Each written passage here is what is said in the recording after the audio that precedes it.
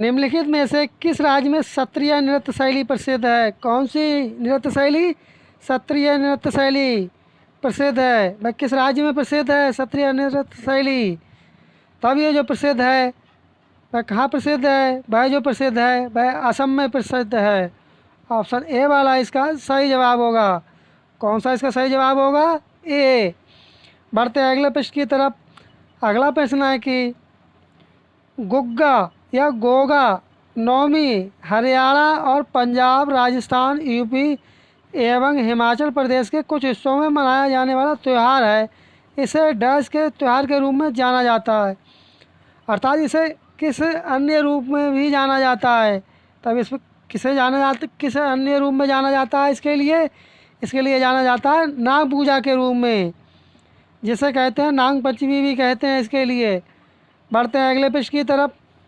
अगला प्रश्न है कि आइसलैंड के राष्ट्रपति के रूप में किसे चुना गया है? क्योंकि एक प्रश्न आपको राष्ट्रपति या प्रधानमंत्री से अवश्य देखने को मिलेगा एग्जाम हॉल के लिए। इसके लिए अलग से सेपरेट वीडियो बनाएंगे जो कि इम्पोर्टेंट टाइप के क्वेश्चंस होंगे। तब इसका कौन सा ठीक हो जाएगा? तब इसका जो ठीक हो जाएगा वह हो जाएगा आपका हल्ला टॉम्स। क्या हो जाएगा? हल्ला टॉम्स डॉटेर। क्या हो जाएगा? हल्ला टॉम्स डॉटेर कौन है जिन्हें राष्ट्रपति चुना गया है? कहाँ का? आइसलैंड का। अगला प्रश्न है कि सूचना प्रौद्योगिकी के सब प्रमुख केंद्रों में से एक सिलिकॉन वैली डैश में स्थित है। तब ये कहाँ पर स्थित है? ये जो स्थित है कैलिफोर्निया में। आपने इसका क्या जवाब दिया कमेंट करें, और आपने कितने प्रश्नों का सही जवाब दिया कमेंट बॉक्स में अवश्य बताएं। निम्नलिखित में से कौन नोबेल पुरस्कार विजेता है जिसे सूक्ष्म वित्त प्रणालियों के जनक के रूप में भी जाना जाता है? तब ये किन्हें जाना जाता है? ये जाना जाता है मोहम्मद यूनुस के लिए। ऑप्शन डी वाला इसका सही जवाब होगा। किसे जाना जाता है? मोहम्मद यूनुस के लिए। बढ़ते हैं अगले प्रश्न की तरफ। अगला प्रश्न है कि जून 2024 में किसमें? जून 2024 में प्रतिष्ठित वार्षिक हिंदी साहित्य भारती पुरस्कार से किसे सम्मानित किया गया है? तब ये किसे सम्मानित किया गया है? ये जो सम्मानित किया गया है किसे किया गया? कृष्ण प्रकाश के लिए। किसे? कृष्ण प्रकाश के लिए। ऑप्शन डी वाला इसका सही जवाब होगा। साथियों क्लास को पूरा देखें, कहीं से भी स्किप ना करें, क्योंकि इसी क्लास से आपको बहुत से प्रश्न देखने को मिलेंगे। बढ़ते हैं अगले प्रश्न की तरफ। अगला प्रश्न है कि संविधान के किस अनुच्छेद में शोषण के विरुद्ध अधिकार दिया गया है? तब वह कौन सा अनुच्छेद है शोषण के विरुद्ध अधिकार दिया गया है? वह अनुच्छेद है 23 से 24 तक। इसलिए कौन सा ठीक हो जाएगा? ऑप्शन सी वाला इसका सही जवाब हो जाएगा। अगला प्रश्न है कि खरीफ की फसलों की बुवाई का सही समय कौन सा है? जो खरीफ की फसलें जो बोई जाती हैं उनकी बुआई का सही समय क्या चीज़ है? तब इसका सही समय क्या है?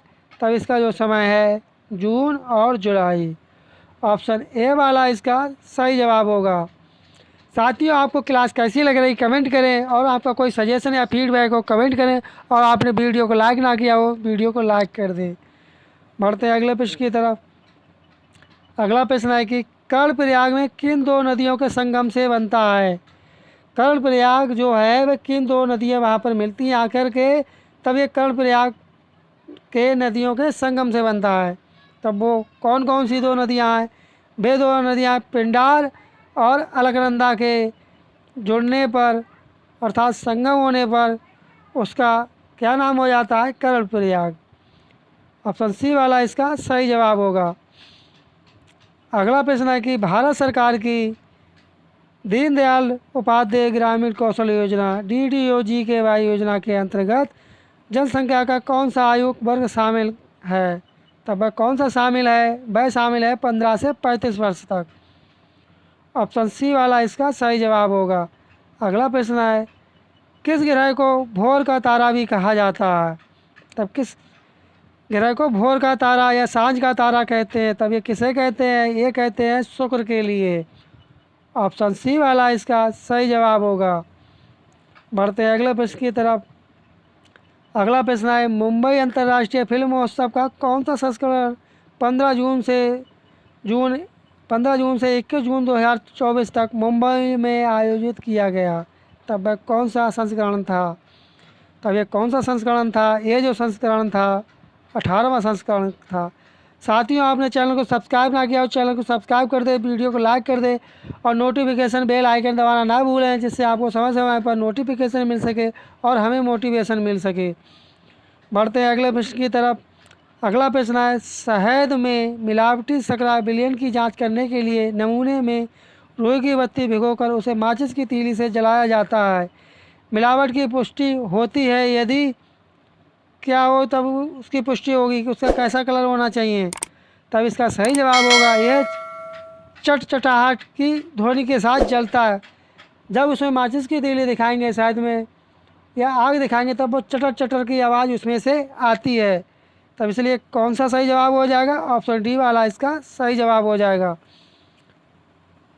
अगला प्रश्न है कि सीमा सुरक्षा बल, जिसे बीएसएफ के भी नाम से जाना जाता है, बॉर्डर सिक्योरिटी फोर्स जिसे कहते हैं, किस सीमा की सुरक्षा के लिए जिम्मेदार है?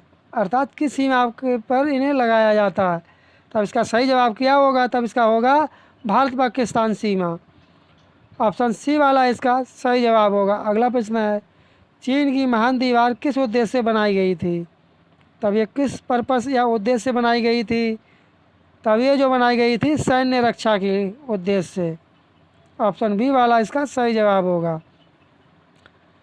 अगला प्रश्न है कि भारत की जनगणना 2011 के अनुसार किस राज्य या केंद्र शासित प्रदेश में लिंगानुपात सबसे कम है?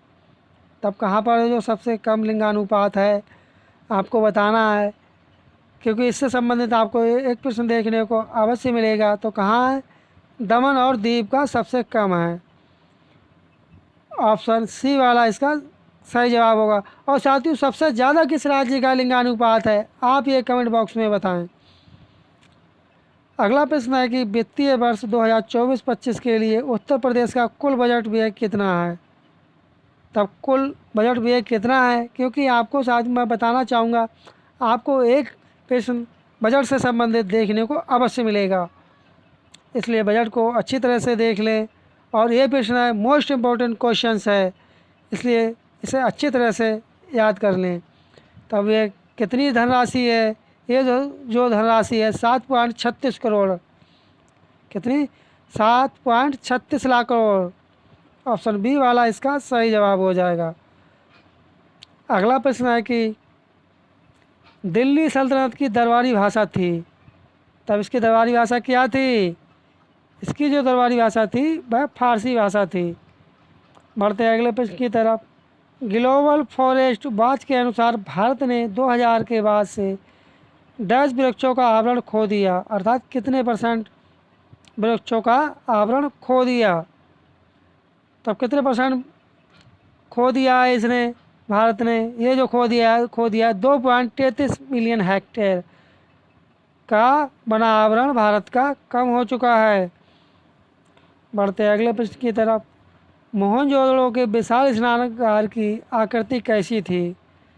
तब ये कैसी आकृति थी जो मिली थी? ये जो आकृति थी वह आयताकार थी। ऑप्शन ए वाला इसका सही जवाब होगा। निम्नलिखित में से किस नेता ने बिहार में 1857 के विद्रोह का नेतृत्व किया था? तब ये किसने इसका नेतृत्व किया था? ये किया था कुंवर सिंह ने। ऑप्शन डी वाला इसका सही जवाब होगा। बढ़ते अगले प्रश्न की तरफ।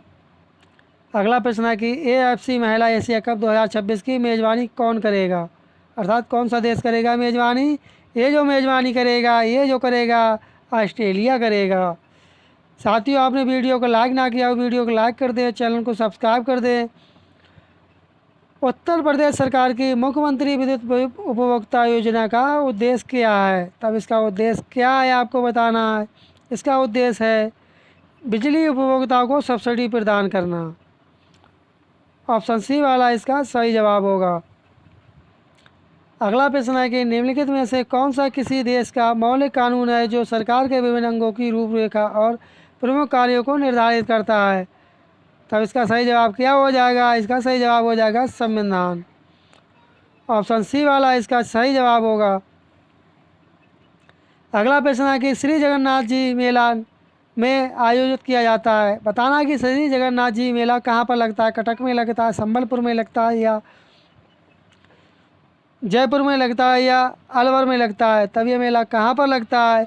ये जो मेला लगता है अलवर में लगता है। अलवर ये कहाँ पर है? ये जो है राजस्थान में है। अलवर एक ज़िला है साथियों। अगला प्रश्न है, आंवले का सर्वाधिक उत्पादन करने वाला ज़िला कौन सा है? कौन सा ज़िला आंवले का उत्पादन करने वाला ज़िला? ये जो ज़िला है प्रतापगढ़ ज़िला है, जहाँ पर सबसे ज़्यादा आंवले का उत्पादन किया जाता है। अगला प्रश्न है कि पहला भारत निर्मित सेमीकंडक्टर चिप्स 2025 में की शुरुआत में वैश्विक बाज़ारों में पेश किया जाएगा। तब कौन सा पेश किया जाएगा? ये पेश किया जाएगा माइक्रोन। ऑप्शन बी वाला इसका सही जवाब होगा। अगला प्रश्न है कि फिल्म पुरस्कार 1967 के प्रसिद्ध गीत मेरे देश की धरती सोना उगले के गायक कौन थे? तब इसके गायक कौन थे? इसके जो गायक थे महेंद्र कपूर थे। ऑप्शन डी वाला इसका सही जवाब होगा। अगला प्रश्न है, निम्नलिखित में से कौन सा एक क्रांतिकारी काकोरी ट्रेन कांड से संबंधित नहीं था? कौन था जो काकोरी कांड से संबंधित नहीं था? आपको बताना है साथियों। ये जो संबंधित कौन नहीं था? राजेंद्र लाहिड़ी भी थे, अशफाक उल्लाह खां भी थे, लेकिन खुदीराम बोस नहीं थे, रोशन सिंह भी थे। इसलिए इसका ऑप्शन सी वाला इसका सही जवाब हो जाएगा। बढ़ते हैं अगले प्रश्न की तरफ। अगला प्रश्न है कि निम्नलिखित में से किस शहर में भारत की पहली अंडर वाटर ट्रेन परियोजना शुरू की गई है? अर्थात पानी में चलाने वाली परियोजना शुरू की गई है।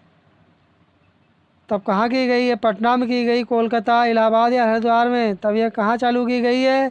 ये चीज़ की गई है कोलकाता में। अगला प्रश्न है, अंतर्राष्ट्रीय मजदूर दिवस 1 मई को मनाया जाता है। भारत में यह पहली बार कब मनाया गया था? मनाया तो एक मई को जाता, लेकिन भारत में कब मनाया गया पहली बार, यह बताना है। ये जो मनाया गया था 1923 में मनाया गया था। अगला प्रश्न है कि सोनभद्र जनपद में निम्नलिखित धातुओं में से कौन सी पाई जाती है? नीचे दिए गए कोड में से सही उत्तर चयन करें। तब कौन कौन सी धातु है जो कोड में दे रखी जो सोनभद्र में पाई जाती हैं? तब कौन सी पाई जाती है? आपकी यूरेनियम नहीं पाई जाती है, एंडालूसाइड भी पाई जाती है, पायराइट भी पाई जाती है और डोलोमाइट भी पाई जाती है। तब कौन सा ठीक हो जाएगा? 2, 3, 4 वाला। ये किस में है? ये है ऑप्शन बी में। बढ़ते हैं अगले प्रश्न की तरफ। अगला प्रश्न है कि लिम्बा राम किस खेल से संबंधित हैं? तब ये किस खेल से संबंधित है? ये जो संबंधित हैं तीरंदाजी से संबंधित हैं। साथियों, आपको वीडियो कैसी लगी कमेंट बॉक्स में अवश्य बताएं, और आपने वीडियो को लाइक ना किया हो वीडियो को लाइक कर दें। कौन सी बीमारी मादा एनाफिलीज मच्छर के कारण से होती है या होती है? तब कौन सी बीमारी होती है? चेचक होती है, मलेरिया, काला ज्वर या हैजा? तब कौन सी बीमारी जो होती है मादा एनाफिलीज से? तब ये जो बीमारी है वह होती है मलेरिया। कौन सी बीमारी होगी? मलेरिया। बढ़ते अगले प्रश्न की तरफ। अगला प्रश्न है कि उत्तर प्रदेश के किस जिले में यूरेनियम पाया जाता है? इससे पहले पूछा गया था कि सोनभद्र में क्या क्या पाया जाता है, वहाँ पर यूरेनियम नहीं पाया जाता है। तब यूरेनियम कहाँ पर पाया जाता है? यूरेनियम जो पाया जाता है वह ललितपुर में पाया जाता है। ऑप्शन सी वाला इसका सही जवाब होगा। बढ़ते हैं अगले प्रश्न की तरफ। अगला प्रश्न है, लेंस के फोकल लंबाई को मापने के लिए किस इकाई का प्रयोग किया जाता है? तब किस इकाई का प्रयोग किया जाता है? ये जो प्रयोग किया जाता है डायोप्टर का। ऑप्शन बी वाला इसका सही जवाब हो जाएगा। साथियों, आज के लिए इस क्लास में बस इतना ही। मिलते हैं नेक्स्ट वीडियो में। और आपको वीडियो कैसी लगी? आपको वीडियो अच्छी लगी हो तो वीडियो को लाइक कर दें, चैनल को सब्सक्राइब कर दें और नोटिफिकेशन बेल आइकन दबाना ना भूलें, जिससे आपको समय समय पर नोटिफिकेशन मिले। और साथियों, मिलते हैं नेक्स्ट वीडियो में। तब तक के लिए धन्यवाद। जय हिंद, जय भारत।